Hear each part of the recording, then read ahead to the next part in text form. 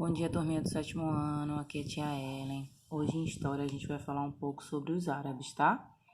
É o primeiro capítulo do módulo de vocês, que a gente precisa dar uma entendida melhor nessa cultura, que já é tão hostilizada, né? Tratada mal, porque a gente fala em árabe e já lembra de terrorista, né?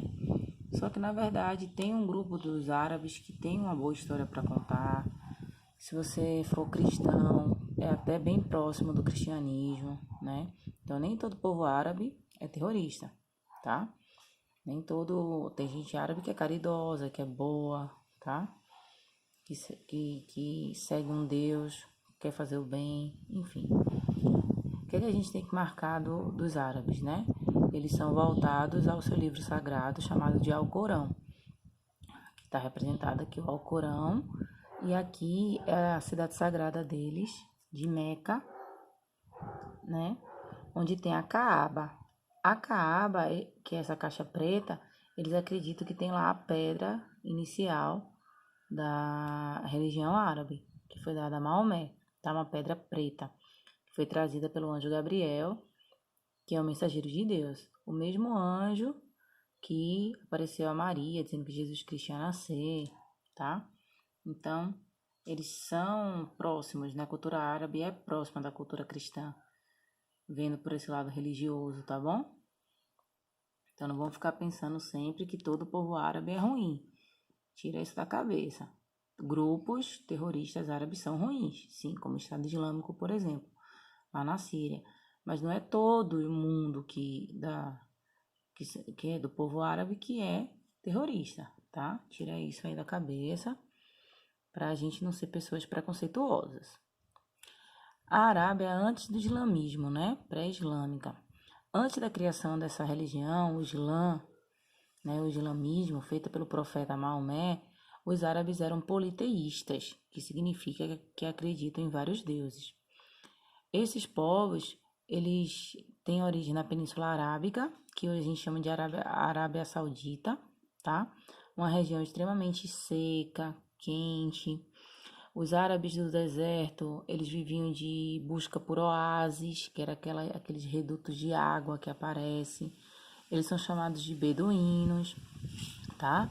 Tem que viver aí com camelos, dromedários, para estar sobrevivendo nessa região extremamente seca, desértica, né? Quem vivia próximo do litoral dessa Arábia Saudita, eles diziam que viviam na Arábia Feliz, na melhor parte da Arábia, né? Porque eles tinham como desenvolver comércio na região. O que faltava na região, eles compravam em outras. E o que sobrava, vendia. Tem duas cidades na Arábia Saudita que são as principais, que é Meca, a cidade sagrada, né? Onde eles acreditam que todo árabe, onde quer que viva do mundo, tem que ir pelo menos uma vez em peregrinação a Meca, para ver lá aquela caixa preta, aquela Caaba, rezar lá, né? É um dos princípios deles, dos árabes. E Medina é a cidade do profeta, onde o Maomé viveu por muito tempo. Maomé, gente, ele também é chamado de Mohammed, né? Ele nasceu em 579 depois de Cristo, na cidade de Meca. Trabalhou como marinheiro, ele estudou muito o cristianismo, o judaísmo, tá? Então ele acabou misturando, fundindo elementos judaico-cristãos às tradições árabes. Por isso que eu falei para vocês que na cultura dos árabes tem muita coisa de cristianismo, tá? Segundo a tradição islâmica, ele recebeu revelações do anjo Gabriel, que só existia um Deus, e esse Deus eles deveriam chamar de Alá. O Deus dos árabes é Alá, tá? Essas revelações feitas, né, vai ser a base que Maomé vai ter para escrever o livro sagrado, que eles chamam de Alcorão, tá? Então, em 622, o Maomé começou a ser perseguido pelos sacerdotes politeístas, né, da cidade de Meca. Aí ele teve que fugir para a cidade do profeta, aquela que a gente disse que era Medina, tá? Esse ato dele ter que fugir para viver em outra cidade ficou sendo chamado de Hégira. Égira, em árabe, significa fuga. E esse ano, né, que ele teve que fugir, é considerado o ano 1 do calendário muçulmano. Para a gente é o nascimento de Cristo, né? O ano 1. A gente tá no ano 2020 depois de Cristo. E para eles contam o calendário a partir da Égira. E a tribo era como era chamada antes Medina, né? Medina depois é que Maomé foi morar lá, que ficou conhecida como a cidade do profeta, tá? Lá ele conseguiu o apoio de comerciantes, de beduínos e acabou fortalecendo a ideia do monoteísmo para que todos seguissem o Alá, o Deus Alá. E ele acabou convertendo vários povos de Medina e conseguiu muita gente para vir e tomar de volta Meca, a cidade que tá lá, a Caaba, tá? Aqui, ó, nessa representação, tá mostrando o profeta Maomé rezando aí na Caaba, na caixa preta, né? Por que o Maomé aparece com esse fogo na cabeça, sem olhos, nariz e boca?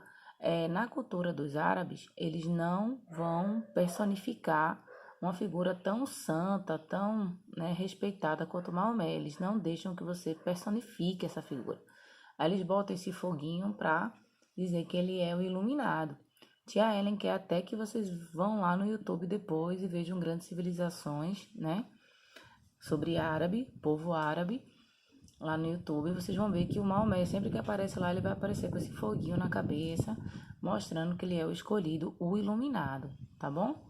E ele não vai aparecer com olho, com boca, com nariz, porque na cultura árabe eles não permitem que você faça uma pessoa, um profeta, uma pessoa tão santa, comum às outras pessoas, né? Personificada. Eles não deixam botar rosto nessa pessoa, tá? Aí, ó, como é que vai ser a expansão dessa cultura muçulmana, né? A partir de 632, Maomé morreu e deixou o mundo árabe todo unificado politicamente, todo mundo era unificado através da religião, todo mundo era islâmico, né? Era muçulmano, seguia lá o Alcorão, tá? Quando Maomé morreu, né? Vai surgir os califas, que eles vão ser ao mesmo tempo chefe político, militar e religioso. E eles vão estar governando agora toda essa região que Maomé tinha deixado, tinha conquistado, tá? Eles acabam pensando mais no lado econômico, do comércio, de enriquecer esses califas e partem a querer dominar rotas comerciais, tá?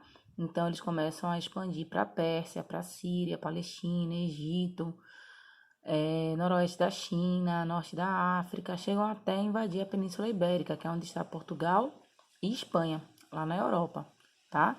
Então a expansão árabe se dá por interesses econômicos. Eles invadem terra que não são deles. Aí, ó, a região da Arábia, que era só para ser essa parte aqui de baixo, essa parte meio rosa, já fica tendo influência nessa parte verde, nessa parte azul, tá vendo? Eles crescem aí, invadindo e aumentando suas rotas comerciais, tá? Essas linhazinhas aí é as rotas por onde passava o comércio. Então, os árabes começam a ganhar muita influência em outras regiões. Para eles estarem conquistando terras que não são deles, eles vão criar uma justificativa religiosa, chamada de jihad.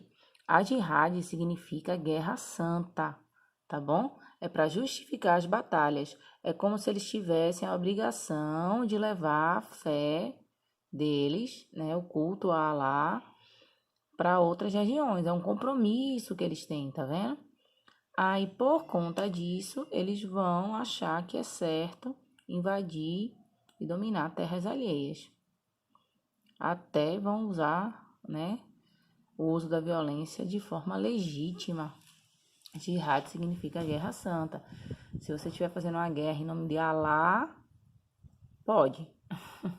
Conquistando territórios em nome desse Deus, pode. Outras culturas, né, que vão estar sendo dominadas, que seguem outras religiões, vão achar isso um absurdo.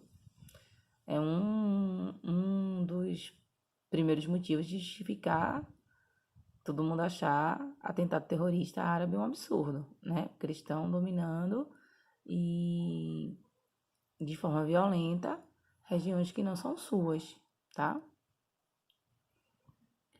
Aí aqui a gente vai mostrar, né, Eles vão se expandir por terras espanholas, quando eles conseguem cruzar o Estreito de Gibraltar, que é aquele estreito que separa a África de Europa, tá?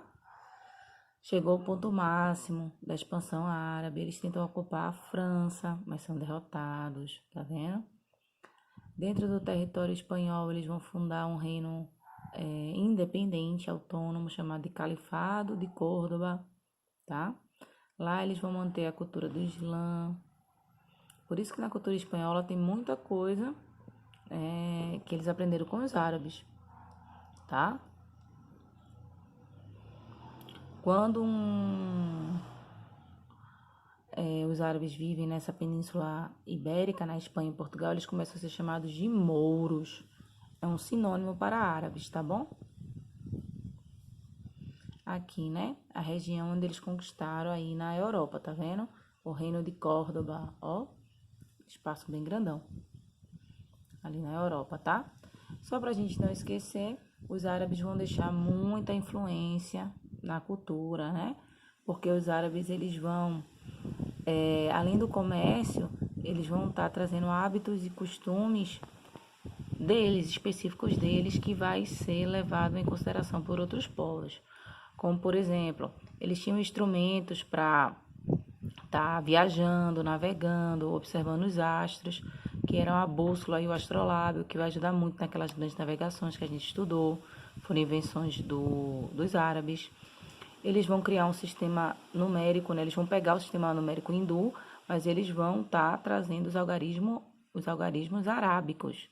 E vão estar trazendo a ideia do zero também, que não tinha. Então, aqueles números que a gente tem, 0, 1, 2, 3, 4, foi criado pelos árabes.